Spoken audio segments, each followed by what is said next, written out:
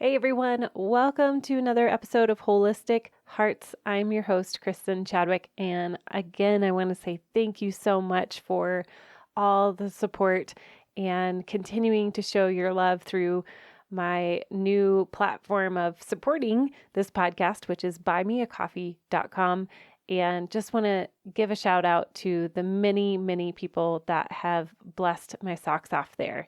Thank you again. And again, if you have listened to this podcast and been blessed by it, I appreciate every single one of those, whether it's $5 or $25 or wherever you feel led to just support this podcast. So thank you again. Okay, so we are in the middle and wrapping it up a series that we have talked about vision this month in January. And through that, we have walked through a model that I call the VIM model. Actually, I don't call it. I totally give all of the credit to one of my spiritual mentors. His name is David Smith. He is a phenomenal coach, and I will be plugging him throughout this. But he is who coached me and who taught me how to become a coach. And he's just been a huge part of my journey. And so I give that credit to him. He has created a book called Vision, Intention, and Means.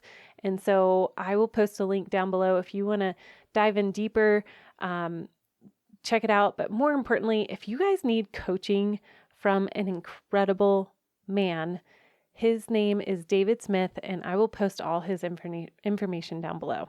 Okay, so we started out January really talking about an awareness of what season we are in, where we are at in our lives right now.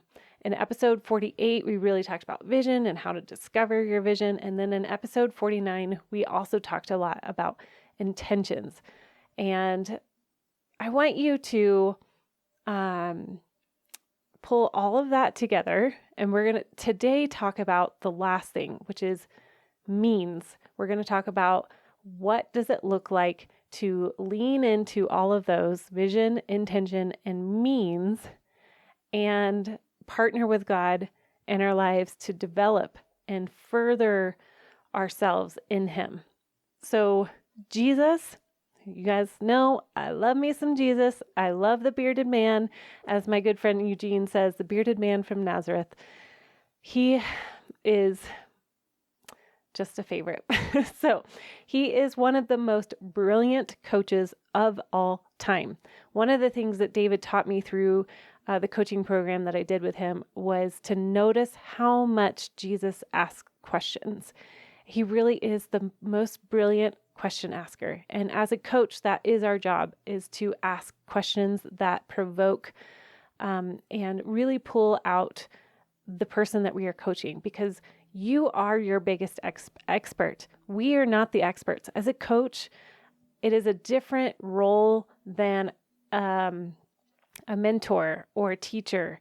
A coach really helps you to see that you really truly are the expert. And Jesus was brilliant with that. He loved to come alongside and develop the hearts of the people that he knew well and the people that he just met and strangers.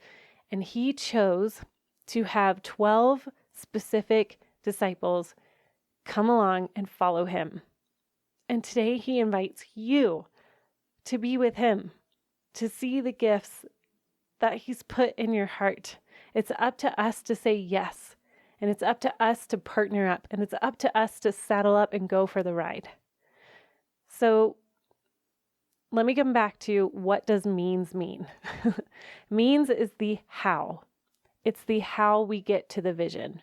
Remember how we talked about vision, the long game, and then we talked about intention, which is the short game every day. What is your intention? Setting those intentions, being still, running the race, all of those things, right?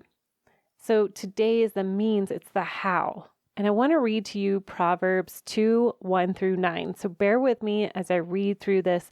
This is out of the Passion Translation, which is one of my favorite all-time translations. I was reading through Proverbs and I read these verses and I was like, dang, this fits right in with vision, intention, and means. Okay, so Proverbs 2. My child, will you treasure my wisdom Then and only then will you acquire it, and only if you accept my advice and hide it within you will you succeed. So train your heart to listen when I speak, and open your spirit wide to expand your discernment, then pass it on to your sons and daughters. Yes, cry out for comprehension and intercede for insight.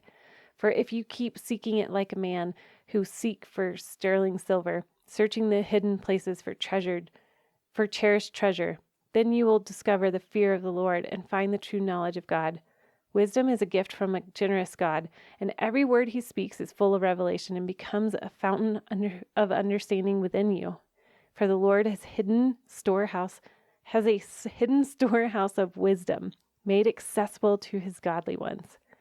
He becomes your personal bodyguard as you follow his ways, protecting and guarding you as you choose what is right, and then you will discover all that is just, proper, and fair, and be empowered to make the right decisions as you walk into your destiny.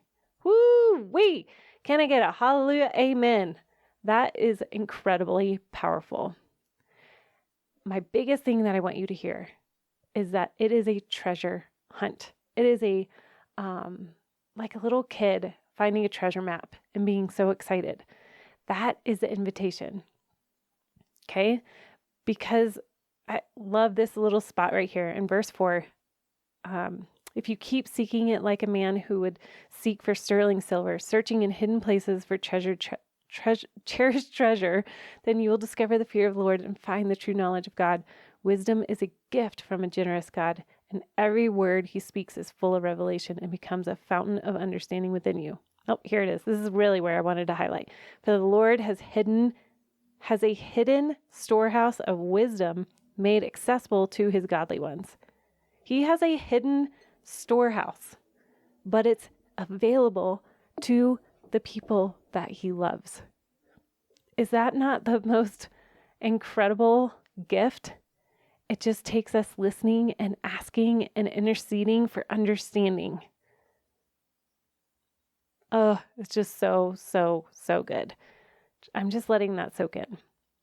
Okay, so coming back to Jesus and this example of walking together, he called those disciples, right? They knew the vision was like, okay, we're hanging out with Jesus, this amazing, incredible, charismatic tractor beam of love, right?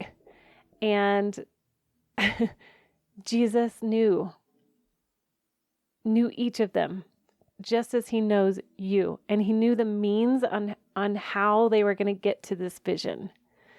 So one thing is very clear is that all of these disciples all had very different personalities. They all brought their own flair. I'm sure they were all different Enneagram numbers. I'm sure they were all personality types. I'm sure they were all different strength finders. Wouldn't that be funny to do a study on that? Like, what do you think Simon Peter's Enneagram number? He probably was an 8. Or John was probably, I'm going to have to say John was probably a 9. That's funny. I've always been drawn to John. It's probably because I'm a 9. Okay. Anyway, actually, I'm going to keep going.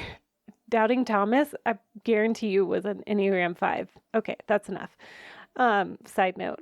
Okay, so Jesus said, "Come and follow me." And they did. They took action. They stepped out in faith. And sometimes we're just called to just step out in faith, even though the vision feels so far off. We're called to step out, right? So they followed Jesus for 3.5 years in his ministry. And he showed them as they walked individually how to use their gifts. If you think about Peter and his fiery spirit and his boldness, yet Jesus came alongside him and taught him how to be meek, how to come under the authority of Jesus versus coming under the authority of Satan. Do you guys remember that story when he, like in one sentence, he is like, "You are the Savior, you are the Messiah." And then he goes on and like the next sentence, Jesus is like, "You are speaking truth." And then the next sentence he says, I can't remember exactly what Simon Peter says, but it's like totally not in alignment with kingdom. And Jesus is like, get out of you, Satan. Get out of Satan. Or Satan, get out of Peter. Anyway, so it's just funny how Jesus comes alongside and he's calling out these gifts in us, right? There is no one size fits all. So even just going back to like the Enneagram and joking around with that, we are all so different. We can see ourselves in different numbers. We can see ourselves in different personalities, and we can change and we can grow and we can be sanctified. And that is the importance of coming with Jesus to him yourself.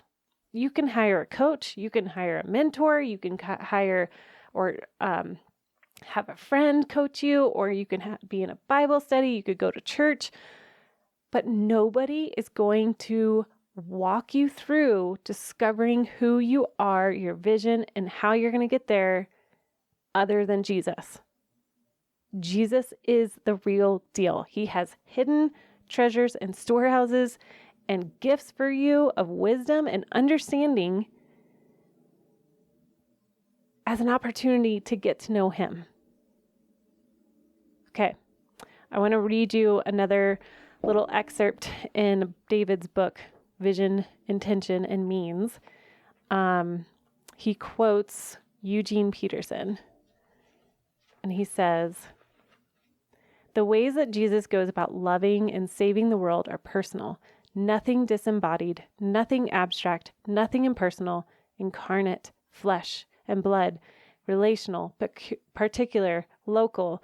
We cannot use impersonal means to do or say a personal thing, and the gospel is personal, or it is nothing."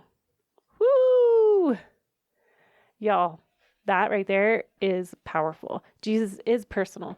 Jesus is up close. Jesus is so intimately connected with who you are. There is no one else like you. There was never anybody like you, and there's never going to be somebody that is exactly like you and what you have walked through. So we partner up with Jesus, who longs and delights in who we are, loves us now. He does not say, I will love you when you get to blank. Ever, ever, ever. I want you to hear that. This is not about works. This is not checking the box. This is, he loves you right now.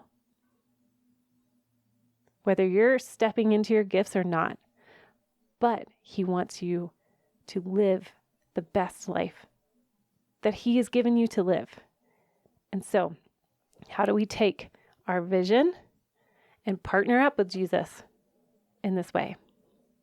We have to be with him. We must respond to his invitation to be with him, and we must engage our hearts. It cannot be head knowledge of who he is. If I could shout from the rooftops, you guys, I wish I could go into every single church and reach inside metaphorically and squish the hearts of every single person in there, resuscitate it, and say, remember your heart? It's beautiful, and God wants it. He doesn't want your check marks. Those are great things.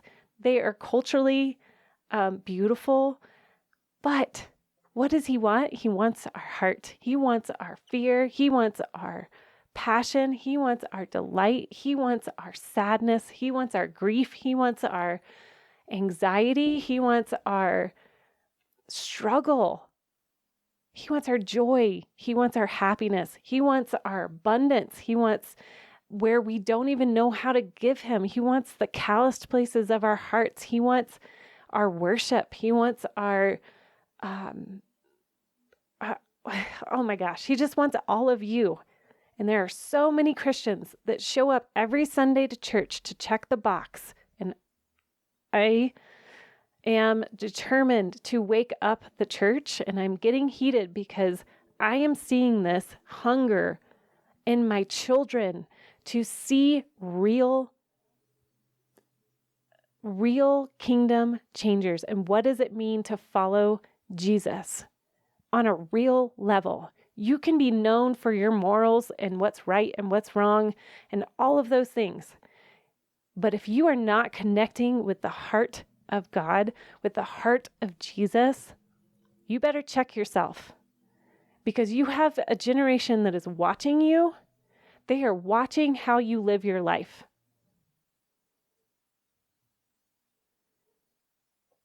And you are not just you. You are creating a legacy.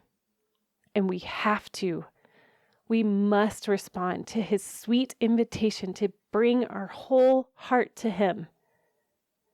And guys, if you are in the space of, it really is just a checking off of a box, or completing a Bible study, or checking off that you went to church, or you're in a Bible study and there is no fruit, let's talk, because there's so much more to life. There is so much more to Jesus. Lock eyes with this man, this Son of God, who adores you and wants you to live an abundant life. We are privileged to be in the throne room with him currently, and as we stand right now in earth.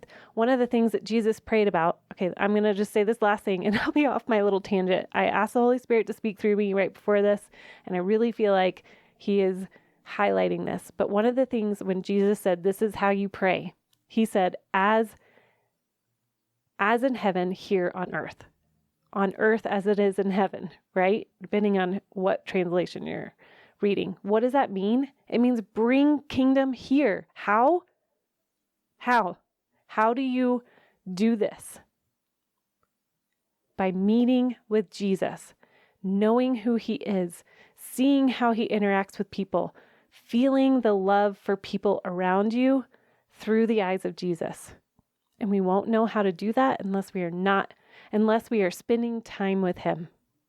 And that's the lens that we read the Bible. That's the lens that we watch The Chosen, or go to church, or worship. Okay, here we go. We're going to keep going. So again, be with Jesus. We must respond to his invitation. We must engage our hearts, and we must engage in conversation.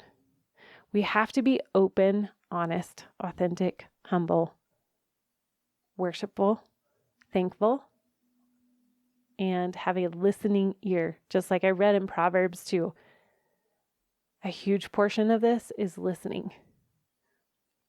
And lastly, being with him, we must receive. Ooh, do you hear that? We must receive. And realize that he loves us just because he loves us, because he loves us. We love because he first loved. And we can only give that which we have freely received, with no strings attached. So what do you need to receive from him? I know one of the things that Graham Cook talks about a lot is when you're going through certain seasons, whether you have this great calling of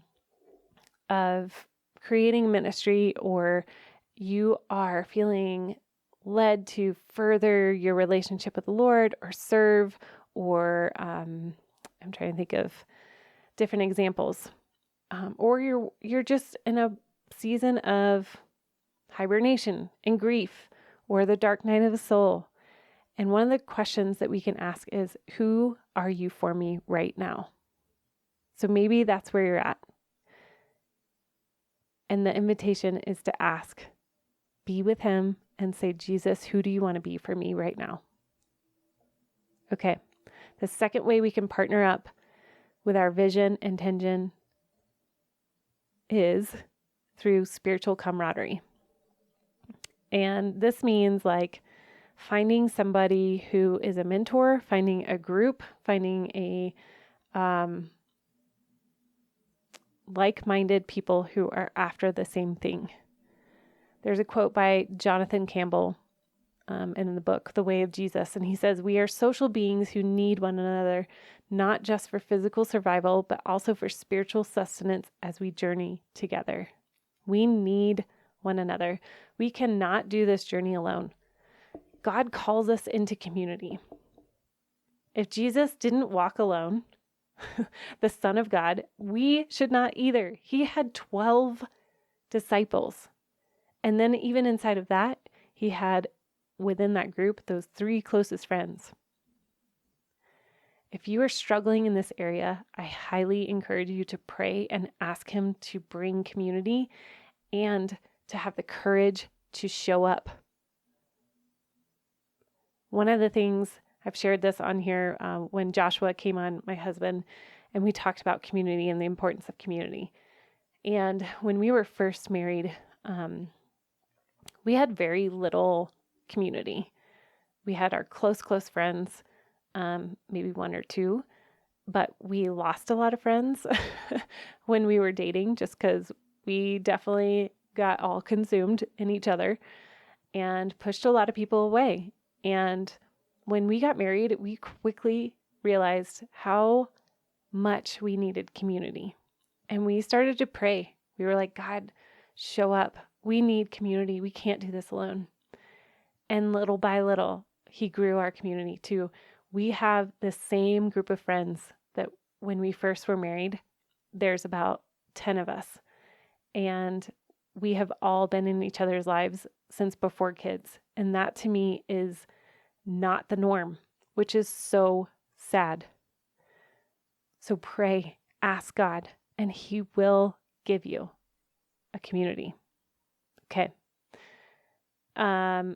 Another way that you can create spiritual camaraderie is through spiritual fathers and mothers, those that are further along from you.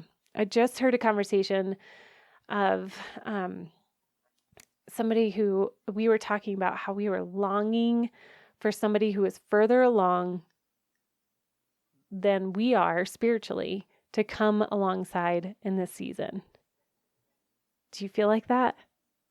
I want to offer, if you are seeking that, be bold.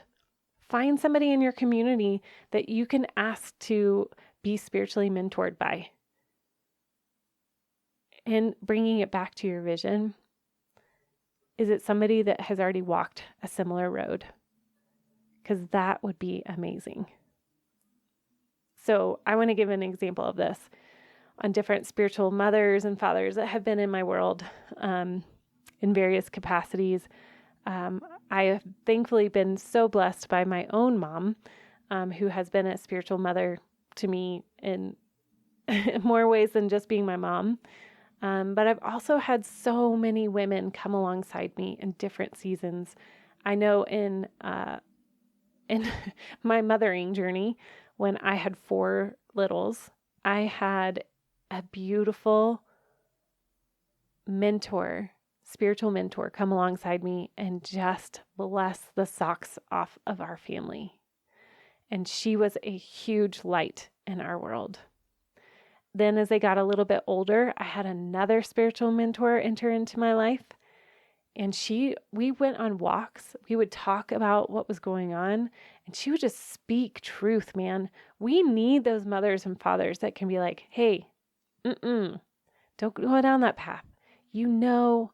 Like this particular woman that I'm thinking of, she just kept speaking what was true about my identity and about my children's identity, no matter what was going on, and even in Joshua's identity.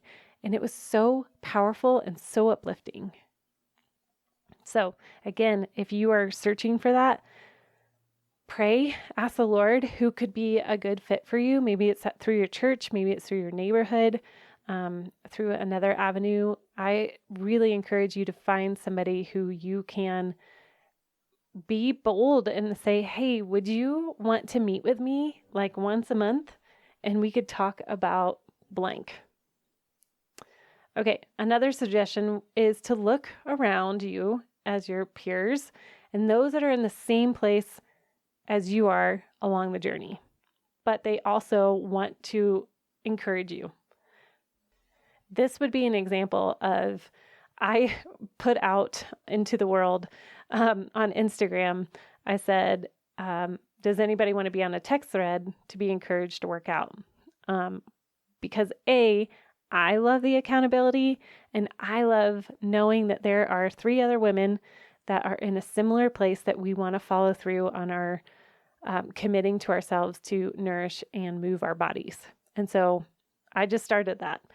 Another example would be to have a friend and you commit to prayer time or a walk and talk time. You guys, we are hungry for community. And sometimes we get stuck in there's nobody to talk to. And I get that. And I guarantee you that the person that you're wanting to hang out with and come alongside and encourage one another, they're waiting just as much as you are waiting for them to call you. And thankfully, I have friends around me that have called me out on that. I have definitely played the like nobody wants to hang out with me card. And I had one of my best friends. She said, "Kristen, you don't initiate. We want to hang out with you, but you've got to initiate too." So do you need to hear that too? It's humbling for me to say that, but that's real. Sometimes I just get stuck in my own world, and being an introvert, I'm pretty okay with that, but I also know I need people. Do you need people too? Even if you're an introvert, make that text, make that phone call, and decide to meet up and spur each other on. Okay, let's see. Another one would be you being a mentor. So where can you pour into relationships for those behind you, not behind you, but you know what I mean. So like if you're a mother of teens, where can you pour into mothers of preschoolers? If you are a grandmother, where can you pour into a mother that's about to send her kids off to college? And you come alongside them and you mentor them. And what I mean by mentoring is offering what you've walked through as a place of wisdom, and also listening and hearing where they're at and holding space for people. That creates community. Okay, as we went through these, I want you to ask yourselves some questions. Where do you feel like God was highlighting in that? And what steps can you take to reach out to a community group, a Bible study, a mentor, or make yourself available as a mentee? I always say it's always great to be a mentee and a mentor because you're always pouring into somebody and you're always getting poured into. Okay.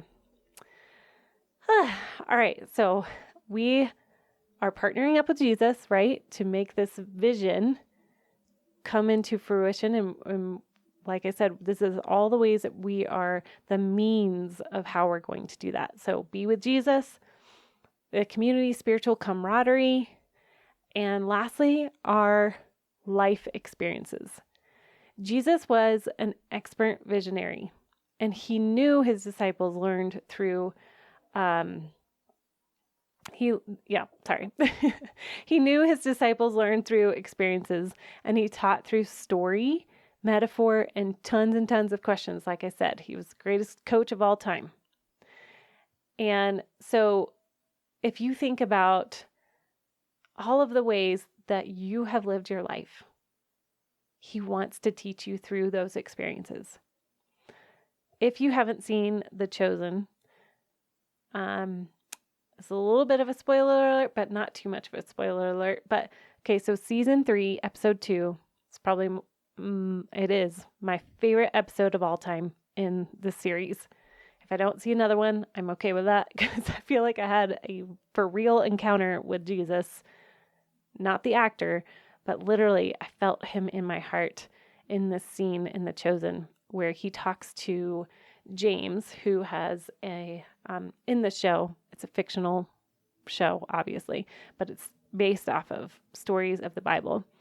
And he's talking to James and he says, he's just sent them out to go 2 by 2 to go heal the sick, cast out demons. And James is like, but Jesus, I can't walk well. I want to be healed. And there's this moment. Oh my gosh. It is so divinely beautiful where Jesus speaks into James and his experience of his body not doing what he wanted. He wanted it totally healed. And Jesus really speaks into James and how much more he was going to use him and how much he wanted him to be healed on this side of heaven. But right now, how much more will he glorify God and his ability to heal? And so just like with that, God uses those life experiences. He uses those years of sickness. He uses those years of not knowing what's wrong with your body. He uses those years of your children struggling or your marriage struggling or the bankruptcy or the financial struggle. He's going to use all of those, and he leverages every experience that we go through. There's a verse that I love that he uses all things for the good and glory of those who seek him, right? So everything that we are walking through, God is going to use it for good. Satan uses it for harm, but God uses it for good. So that is beautiful. And some of us have walked through some really traumatic and grief-filled moments. And even those, I don't know how he's going to do it. And I don't mean to slap a Band-Aid on it and disregard anything, because you know Jesus is with you in all of those places. And somehow he's going to use it. And he will grow you through it. And it pains him to watch us suffer. But isn't it just like him to use these things to further his kingdom and to come and meet with you and have an opportunity to come alongside you and tell you how much he loves you? Jesus is always praying on our behalf, no matter what we've walked through. Grief, pain, health issues, childhood trauma. Jesus prayed for Simon Peter, just like he prays for us. He says, there's a verse that says, "But I have prayed for you, Simon, that your faith may not fail. And when you have turned back, strengthen your brothers." We are not alone. We won't be free from difficult circumstances. That's not what Christianity is. That's not what following Jesus is. He says we're going to have troubles. But Jesus is praying for us. Jesus leverages it all. Problems become opportunities. Okay. So as you hear that, I want you to question, what difficulties are you currently facing? What would change if you were to view your circumstance as an opportunity for an upgrade in your relationship with Jesus, not a punishment? Who does Jesus want to be for you in this season? I asked that before. And in what ways might God be using your current life circumstances to build and develop you as his child? And how can you lean into this opportunity to gain everything God has for you? Okay, so as we wrap this up, we've walked through the VIM model. Remember, we started with vision, intention, and means the last few episodes of Wholistic Hearts. And this is all going to help us grow in our personal development and partnering up with our bearded friend, Jesus. And whatever your goal was, I pray that this journey is helpful as you are walking through this month's goal setting and vision casting. And if I could sum up each of these episodes, the invitation to follow Jesus is where it all starts and where it continues and where it ultimately ends. And out of the relationship is where we find our identity. And out of the relationship, we follow the Good Shepherd, where he knows what he's doing. And we partner up with him. And there's no failing when we are locked arms with Jesus, because it's all a part of the process. And it's all about growing our character. As Tony Stolfus says, another great coach out there, he says, people fail at change because they fail to draw on the relational change resources God has provided. God has the resources for you to change, for you to take that step and push past that upper limit, that ceiling of where we keep hitting and we're like, dang it, I can't get past this place. Yes, you can. God has resources for you. So here's the question I want to leave you with. And my friend, And spiritual father, again, David Smith asked, what relational resources could you currently use to help you lay hold of all God has for you? Okay. Whew, what a fiery episode. All right, you guys, thank you for listening. Again, if this blessed your socks, share it with a friend, and would you support the podcast? I so appreciate you, and I love you, and I'm excited to hear feedback from these 3 episodes, really focusing in on our vision, intention, and our means. And I look forward to this next month diving into light. Okay, bye-bye. Recording